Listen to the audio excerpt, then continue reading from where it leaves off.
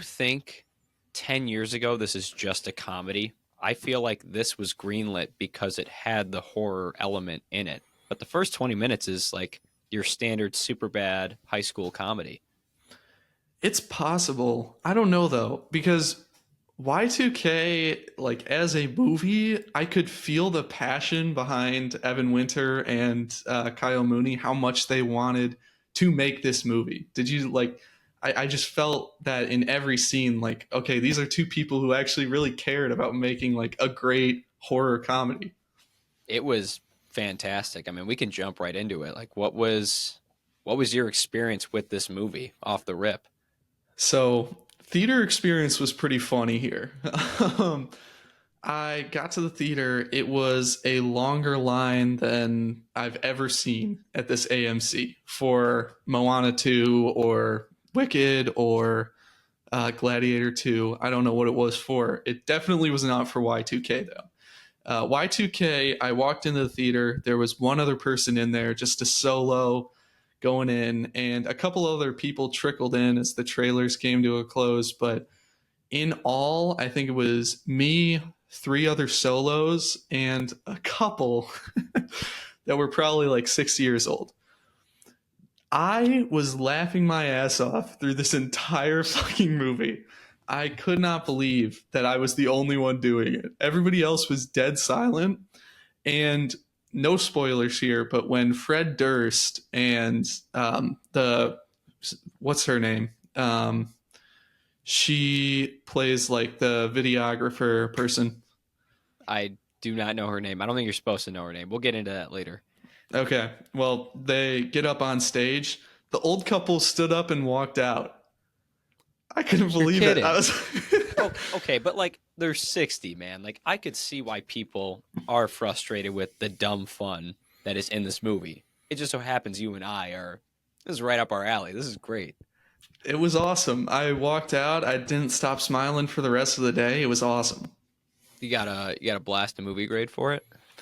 Blast grade A plus, movie grade. I'll stick with a strong A minus. Whoa, an A plus blast grade for Y2K. Very cool. Mm-hmm. This is the I most fun I've similar had at to a you. theater in a long, long time. I think you said it. I think it was like the first belly laugh movie you've seen in how long? Uh, a long time. Bottoms from last year had a couple of moments, but it wasn't like straight through the entire movie that I was just dying. So you had said before I saw the movie that you weren't confident that it was a Thai movie. What did it remind you of that you felt like it wouldn't be a Thai movie? Like what was it about it? I just didn't know if you're like, this movie reminds me of Pineapple Express. Okay, it's funny you say that. I get a hint of this is the end, a hint of Mm-hmm. super bad, a hint of Terminator. There is a lot of things going on, a hint of Stranger Things, but it all meshes together so well. And I think that it does a great job of roping me in with that super bad esque high school comedy and then the over the top horror comedy elements from like a this is the end tying it in with like an apocalyptic state like Terminator. I I had a ton of fun here. I similar to you went this morning. It's like a 12 o'clock show at an AMC. Theater was popping. Obviously not for Y2K. It was all for Moana 2. Bunch of kids running Mm-hmm. around the main lobby. But I go to sit down for Y2K for the first time ever. I was the only person in the theater. I am so happy that I finally accomplished this. I sat right smack dead in the middle and I caught myself chuckling for about 90 straight minutes. I caught myself sitting on the edge of my seat a couple of times. There are a lot of like great pivotal moments, shocking moments that I'm sure we're going to dive into that I wasn't expecting from a 2024 horror comedy. This movie's really smart. It takes a lot of bold risks, a lot of makes a lot of bold choices, and I'm just this is a very pleasant surprise here. Kind of like Hitman for me. I would give it and a blast grade of an A. I wish I had a bigger crowd for this, and a movie grade A minus. Like it's pretty damn good. It's pretty damn It's good. really well made, man. For for what this is, it just blew my expectations out of the water. I don't know how this has 44% on Rotten Tomatoes. I feel like Rotten Tomatoes is usually very skewed by the expectations of critics going in. This is exactly what I was expecting going in, but a little bit better. So I just am a little lost at that score, and I hope it doesn't turn people away from seeing this movie. I can't lie. I didn't watch a single trailer. I didn't see anything in a movie theater. The only thing I had seen was a scene between the kid from Defending Jacob, our main character, Eli, and Rachel Zegler's character, and them talking at the convenience store and him just meatballing that conversation. That's all I knew about this movie. I didn't know it was a horror comedy until you told me it was. If I didn't know anything and the robots started killing kids at a teenage party, I don't know how I would have reacted. That's like when Jake showed up to Worst Person and had no idea it was in Norwegian. Brother was in for a lot more than just subtitles. Yeah, 93 minutes for this movie. This keeps it tight. It is very fast paced. There's not a second to be bored. And one of the best things that Y2K does is establishes stakes. This is something that I feel like you and I agree is a big problem in movies lately, especially in bigger franchises like Star Wars or Marvel, where actions don't really have any consequences. Our main character, Eli's best friend, Big Nut, gets killed off in the first like 20 minutes of this movie, which spoiler alert, but I could not believe it. I felt like that he was going to be in this whole movie. The way it was marketed made it seem that way, certainly. And there are a lot of other like deaths in this movie that happen very quickly before you even really have a chance to process like what's happening. Well, let's dive into that. It's not even the fact that deaths happen quickly. It happens to the two characters that you feel like are going to be great, pivotal, not just comic relief, but like have great character arcs in this movie. And they die off at the end of the first act. Big Nut. I remember thinking as the movie's going, like, all right, kids are starting to die, but our two main characters are safe. This is like a buddy movie. And then he gets stabbed through the heart 30 minutes into this movie. And then the kid from American Vandal, the stoner bully who was cracking me up, I thought was going to be a great comic relief character, dies in the funniest way possible. That is Yeah, this movie. by far my favorite gag in the movie. For those of you listening who haven't seen this and don't care about spoilers, this guy is like the ultimate bully, just absolutely hates our main characters. Says he like almost went semi-pro in rollerblading, puts them on, sees a basketball hoops full, angled up, and he's like, all right, let's roll, bitches. And then he gets up on there, falls back, cracks his head open, and he's gone for the rest of the movie. Dead right there. So two pivotal characters dead at the end of the first act, something I was not expecting. Not only is it funny, but just crazy stakes here established early. I will say, honorable mention for funniest scene. It's more so like a long-standing bit, but the two rejects that make it out into the second and third acts, the kid that dies by CD, his freestyling throughout the movie. But when they have the swing set heart to heart and they end up just spitting bars at each other instead, I thought that was great. My other like funniest scene is Kyle Mooney's death scene where he's got like the little stick game from the 90s. He starts charging at the robot, gets his arm cut off, turns to the main characters and goes, guys, I don't like this. Like, this is so genius. Also, great cameo in this movie is her ex-boyfriend, Rachel Zegler's ex-boyfriend. That's Chad from Scream, right? Yep.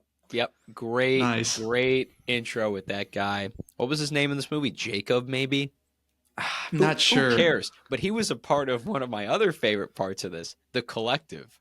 The guy from Kyle Mooney from the VHS store, Rachel Zegler's ex-boyfriend, and just a bunch of stoners, and they call themselves The Collective with a K. Thought it was the funniest fucking thing. This whole movie, I mean, I just can't believe nobody else in my theater was cracking up, but it kind of made my experience better. I was like, is everybody else not in on this joke? What's happening here? Yeah, Um, it was fantastic. Another fantastic element. Could not believe it. Rachel Zegler. Her stock is through the roof after this movie. I can't believe it. I hated Rachel Zegler heading into this movie. Not hate's a strong word. I very much had no interest in seeing Rachel Zegler in any movies heading into this, and watching this made me forget that I really don't like her as an actress. All is forgiven with the Snow White controversy. Maybe I'm going to show up for it. I thought she was fantastic. She was really funny. The porta potty kiss scene, or almost kiss scene, is another highlight of this movie. You have the robot like playing out of a boombox this love song, and the two main characters just sliding down a hill, just shit flying everywhere from the porta potty. It's so good, man. I every bit in this movie landed for me. Yeah, I thought it was fantastic. I thought Kyle Mooney as a director too. I mean, did a great job. You mentioned it before, shows a lot of passion here, but between some of the camera work, the great direction, um, I don't know. I'm excited for whatever this guy does next. I absolutely am too. I was excited when I saw he was directing a movie. I had no idea this existed until I think 3 weeks ago when I saw whatever movie we were going to for the pod. Got a trailer for this, and I saw the shot of the Varsity Blues VHS coming and hitting somebody in the head, and I was like, I'm in. Let's do this. um, but I mean, there's so much style in this movie for a directorial debut. Like the editing is awesome. There's a lot of quick cuts and it just adds to the comedy. I think that this is a great sign as maybe a potential next Judd Apatow, somebody like that. I could see it. I also want to give Jonah Hill his flowers. Seems to be Mm-hmm. attaching himself to creative and exciting projects. Like now, mid 90s and now Y2K. I think Jonah Hill's kind of found his pocket outside of the acting world, but still maintaining some prowess. I think so. I would love to see another Jonah Hill flick too. Did you ever watch mid 90s or no? No, but it seems right up my alley. It seems like maybe more serious Y2K, Hold the Robots. A little bit, yeah. There's definitely a lot of laughs to be had, but it is also a pretty heart wrenching movie. Um, Have you seen Summer of '84? I remind me. Kind of. Well, I don't want to give it any spoilers, but has a mid '90s feel, except mid '80s feel, where neighborhood kids believe that their neighbor is a Dude, serial killer. I recommended this to you. No, you didn't. Yeah, I did. This is All right. on Well, Shutter. it's fun. It is. And maybe this is like where comedy is headed. Just these fun little like adventure comedy kind of things. And if horror is the avenue it goes about this, I mean, this isn't scary at all. So, I mean, it might turn a few people away, but I think it opens the door for a lot of other new fun jokes. Yeah, like I was mentioning before, I feel like comedy needs some kind of other pocket attachment. Like, okay, this is also a 2000 theme movie, or it's Hmm. also a horror movie. No one wants to make a comedy for some reason, so let's hide it or disguise it as something else, like a Trojan horse. Which, by the way, I mean, did the 90s, do you have a love for the 90s that contributed to your love of this film, or was it just a pure love of the comedy? It was just the comedy. I obviously this was before our time, man. Like I was born in the year 2000, so I didn't even understand the whole Y2K fear of technology ending the world kind of thing. Um, it was just a matter of this movie rocks. It seems to do a good job, like with the computer bits. I thought were all great. All the little nods with the VHS tapes. It was nice to see a VHS rental store. That's part of our time. Yes. Mm-hmm. My sisters are 7 and 10 years older, so I grew up like watching all the 90s shows. I mean, Hey Arnold, is still one of my favorite pieces of media of all time. And I, in general, feel a great sense of nostalgia for the 90s. And it makes me excited when movies are set then, man. Like mid 90s nails it. This nails it too. The way the tech is, I just love the feel of this decade when movies are set then. I have no complaints. I mean, I don't know if it was the 2000 aesthetic, but I had a blast with this movie. I don't really have much other to say. Just a great time. Where does it rank in your top 10 of the year? Number three. Okay. I think it's number 4 for me. Like I'd Okay. still go Wow. Challengers, Hitman, Dune Part 2, and then I think I'm going to plop it right under Dune. This was a really fun time. I have Heretic, Twisters, and then Y2K as my top three right now. Twisters that high is crazy to me. Such a fun time, man. It's such a Yeah. fun time. If I didn't go see that at Hollywood Palms with Lem, it would not be in my top three. Fair enough. Hey, that's what we love about Blast. I do want to close out this little Y2K segment though with a quick like little question to you, I guess. Is it time to declare it the age of the indie comedy? Like, do you think that for the next 10, 15 years, we're really only going to get these little smaller independent comedies before we make any sort of transition back to the blockbuster numbers wise? Yeah, probably because it looks like this movie's going to flop, unfortunately. Please go see it. It's fantastic.